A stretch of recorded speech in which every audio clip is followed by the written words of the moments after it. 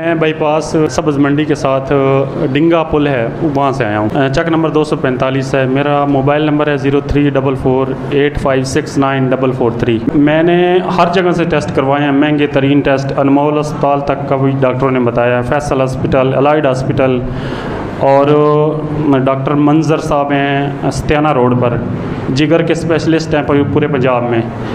तो मैं उनके पास भी गया और उन्होंने भी बहुत सारे टेस्ट कराए। तकरीबन मैंने 60,000 रुपया लगा दिया वालदा के सिर्फ टेस्टों पर। दवाई उन्होंने दी, साथ जब टेस्ट फाइनल हुए तो पता चला कि ये जिगर का मसला है और आखिरी स्टेज है, तकरीबन रिकवरी नहीं हो सकती। जिगर में के ऊपर रसौली है और पेट में भी रसौली है और वो फैल चुकी है तकरीबन पूरे जिस्म में।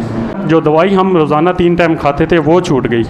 उसके बाद आज 7वां दम में मेरी वालदा से अभी मैं आ रहा था तो पूछ रहा था कि अभी कैसी है तबीयत, तो वालदा कह रही थी कि अल्हम्दुलिल्लाह मैं ठीक हूँ।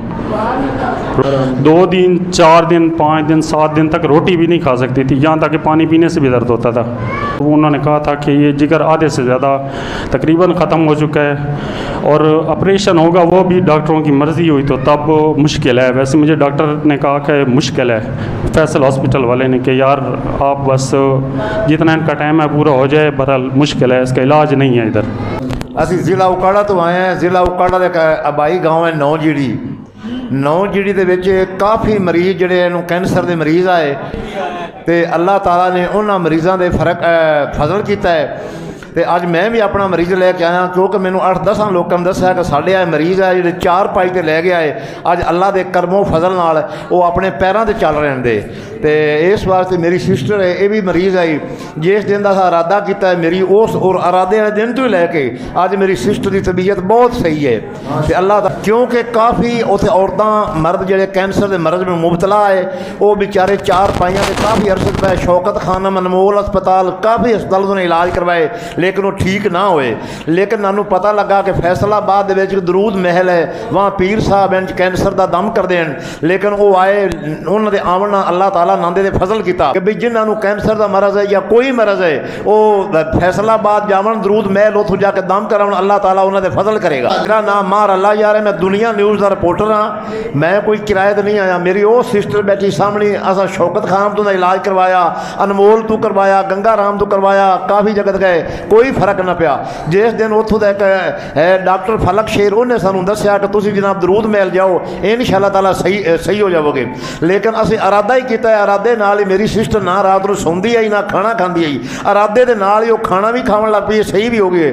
उन्हें 4-5 दिन तो आख्या मैनू उत्थे दरूद महल लै चल, मैनू दरूद महल लै चल। मैं अज उन्होंने दरूद महल लैके आया, अल्लाह के फजल नाल इत्थे आवन च इन्हां दी तबीयत बहुत ठीक है।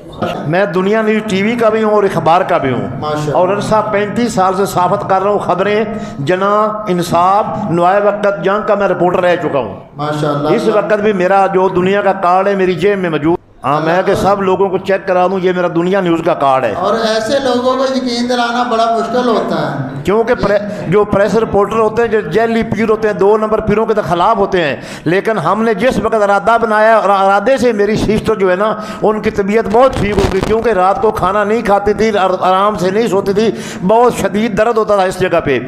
लेकिन अनमोल अस्पताल में और शौकत खाना में हमने लाखों रुपया खर्च किया, लाखों रुपया। लेकिन अल्लाह के फजल से, और जब उस डॉक्टर साहब ने हमें बताया कि मेरी अमशीरा जो है वो फैसलाबाद दरूद महल से पीर साहब ने दम किया, वो ठीक हो गई है। मेरा 200 रेबे लाठियां वाला पिंड आ, मैं उत्थों आया हमशीरा में लाहौरों 6 महीने तो पहले दवाई रिपोर्टां सारा कुछ कराया वा, कैंसर उन्होंने दस माशाल्लाह 7 दम कराए, माशाल्लाह सेहत तबीयत ठीक है बिल्कुल। आप जा रहे वाशरूम, हर काम आप खुद करते हैं।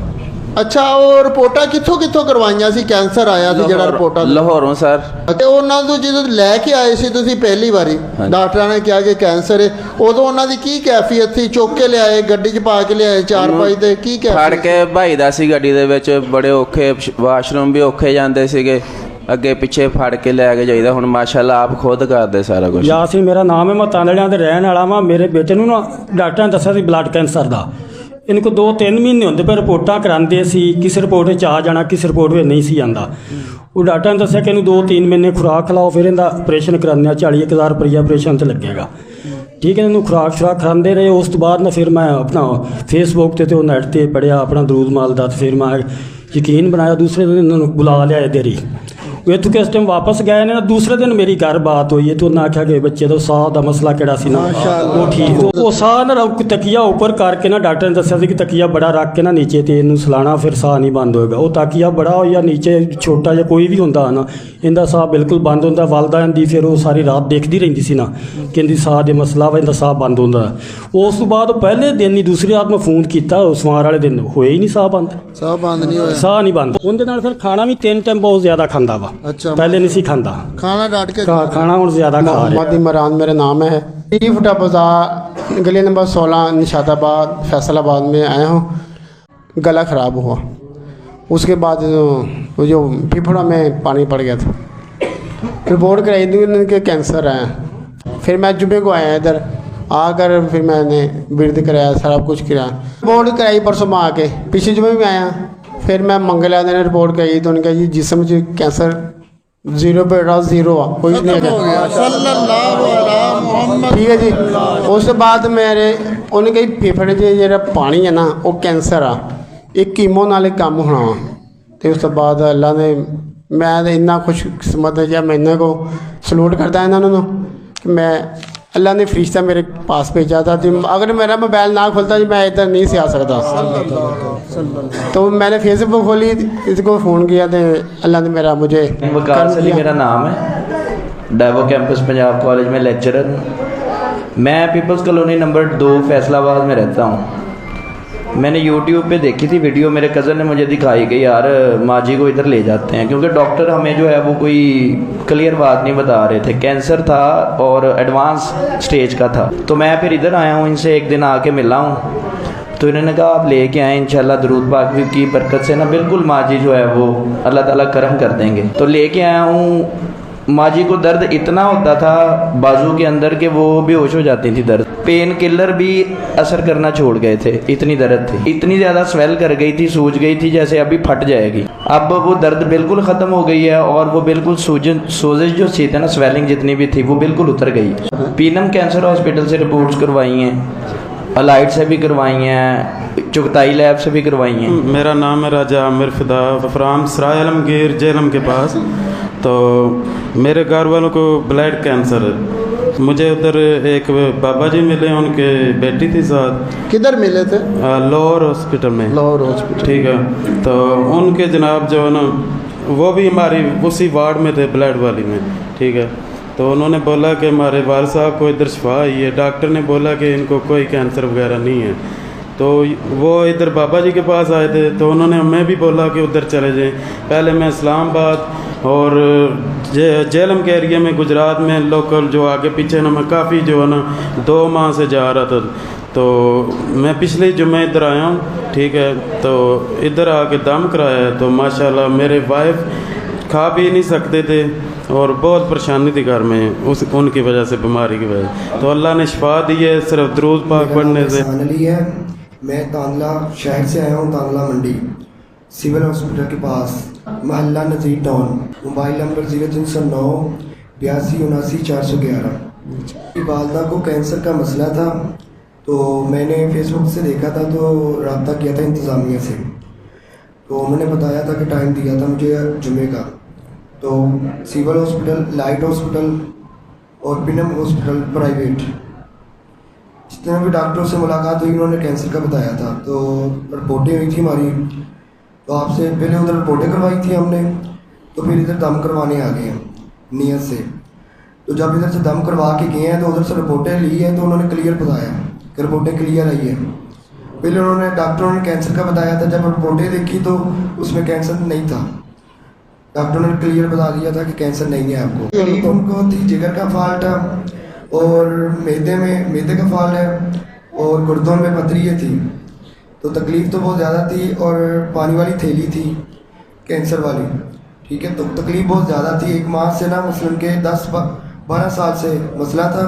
तो हमने तो अभी स्टार्ट किया था अभी इलाज कराना उनका, तो हमारे पैसे भी बहुत खर्च हुए थे। मेरा नाम तैयब है जी, समुंदरी रोड ते असीं रहने, जमजम रोड ते मेन ते 0303 97 27 137। 3 ਤੋਂ 4 ਸਾਲ ਤੋਂ ਅਸੀਂ ਪੀਨਮ ਲੈਬਾਰਟਰੀ 'ਚ ਗਏ ਸੀਗੇ, ਉੱਥੇ ਵੀ ਨਹੀਂ ਆਰਾਮ ਆਇਆ ਉਹਨਾਂ ਨੂੰ। ਤੇ ਫਿਰ ਇੱਥੇ ਆਏ, ਇੱਥੇ ਸਾਨੂੰ ਅੱਲਾਹ ਪਾਕ ਨੇ ਕਰਮ ਕੀਤਾ ਗਲੇ ਦਾ ਕੈਂਸਰ ਸੀ ਅੱਛਾ ਗਲੇ ਦਾ ਕੈਂਸਰ ਸੀ ਹਾਂਜੀ ਅੱਛਾ ਕੈਂਸਰ ਸੀ ਕੈਂਸਰ ਉਹ ਕਿੰਨੀ ਵਾਰੀ ਰਿਪੋਰਟਾਂ ਕਰਾਈਆਂ ਸੀ ਕਾਫੀ ਦਫਾ ਕਰਾਈਆਂ ਉਹਨਾਂ ਨੇ ਅੱਛਾ ਉਹ ਜਿੰਨੀ ਵਾਰੀ ਵੀ ਆਇਆ ਕੈਂਸਰ ਆਇਆ ਹਾਂਜੀ ਜਿੰਨੀ ਵਾਰੀ 7-8 ਦਫਾ ਕਰਾਈਆਂ ਕੈਂਸਰ ਹੀ ਆਇਆ ਕੈਂਸਰ ਹੀ ਆਇਆ ਇੱਥੇ ਸਾਡੇ ਇੱਕ ਮਹੱਲੇਦਾਰ ਆਂਦੇ ਸੀ ਉਹਨਾਂ ਨੇ ਦੱਸਿਆ ਅੱਛਾ ਉਹਨਾਂ ਨੂੰ ਕੀ ਮਸਲਾ ਸੀ ਉਹਨਾਂ ਨੂੰ ਵੀ ਕੋਈ ਗੁਰਦਿਆਂ ਦਾ ਮਸਲਾ ਸੀਗਾ ਅੱਛਾ ਉਹ ਠੀਕ ਹੋ ਗਏ ਹਾਂਜੀ ਉਹਨਾਂ ਨੂੰ ਠੀਕ ਹੋ ਗਿਆ ਉਹਨਾਂ ਸਾਨੂੰ ਦੱਸਿਆ ਫਿਰ ਅਸੀਂ ਆਏ ਫਿਰ ਅੱਲਾਹ ਪਾਕ ਨੇ ਕਰਮ ਕੀਤਾ ਤੇ ਉਹਨਾਂ ਨੂੰ ਚੌਥੀ ਦਮ ਤੇ ਬਿਲਕੁਲ ਸਕੂਨ ਹੋ ਗਿਆ ਸੀ ਅੱਛਾ ਉਹ ਦਰਦ ਵਗੈਰਾ ਤਕਲੀਫ ਹਾਂਜੀ ਬਿਲकुल ਓਕੇ ठीक हो गए सी कैंसर दसेंदे सी जी पहले रसोलियाँ दसते सी